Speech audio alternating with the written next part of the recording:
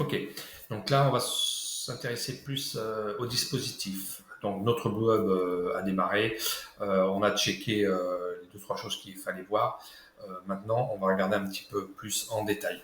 Donc, dans la fenêtre qui est en bas à droite, intitulée Dispositif, on peut s'apercevoir qu'on a la supervision de tout ce qu'il a actuellement programmé. Donc, dans notre cas, on a 10 bracelets. On a unité de chambre, en fait, c'est le contrôleur de fugue qui va être nommé un peu plus tard. On a les badges soignants et les détecteurs de chute.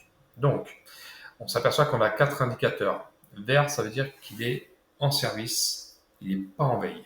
D'accord? Donc là, en l'occurrence, sur les 10, j'en ai un en veille, en marche, pardon, et 9 en veille. J'en ai aucun, évidemment, qui indique pile basse, et j'en ai aucun non communicant. Ça veut dire que le système ne voit plus.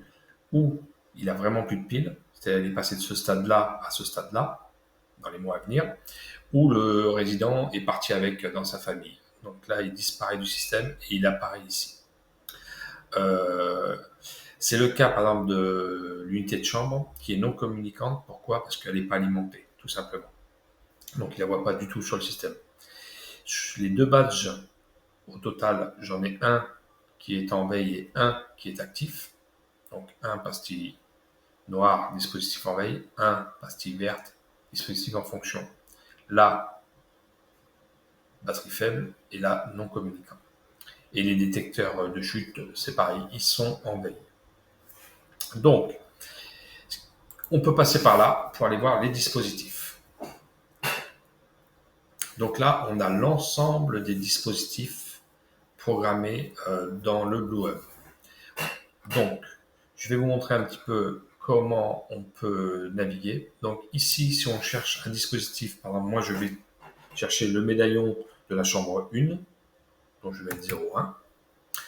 Et à partir de là, il me met tout ce qui est en 0,1. Donc il y a 2 pages, ça va aller vite. Et là, je m'aperçois, je vois mon médaillon 1.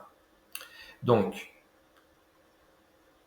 il le voit en fonction mais mobile, d'accord? Ainsi que le badge 1 qui voit en fonction et mobile. Donc là, ces deux dispositifs sont en fonction. Tous les autres sont en veille. OK. Ici, vous avez une indication très importante. Bon, la liste des dispositifs, on s'en fout, mais ce qu'il y a entre parenthèses, c'est très utile. Donc là, il nous dit qu'il y a 3 dispositifs sans profil, c'est pas grave, mais il pourrait nous dire qu'il y a 2, 3, 4 dispositifs avec doublons. C'est quoi les doublons? C'est des numéros ID. Alors, c'est Boulinéa qui les met, ou vous, quand vous rajoutez un médaillon, vous pouvez mettre ce que vous voulez. Par contre, il faut absolument pas qu'il y ait de doublons. Car en fait, c'est avec cet ID que le dispositif, entre guillemets, fonctionne. Donc si vous avez 2 médaillons avec un ID de 206, ça va poser problème.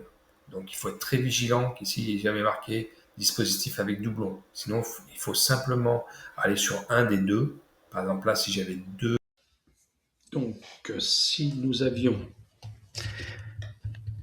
un doublon en termes d'ID, c'est très simple. Vous allez sur un des deux médaillons ou des deux dispositifs, pardon, qui ont le même ID.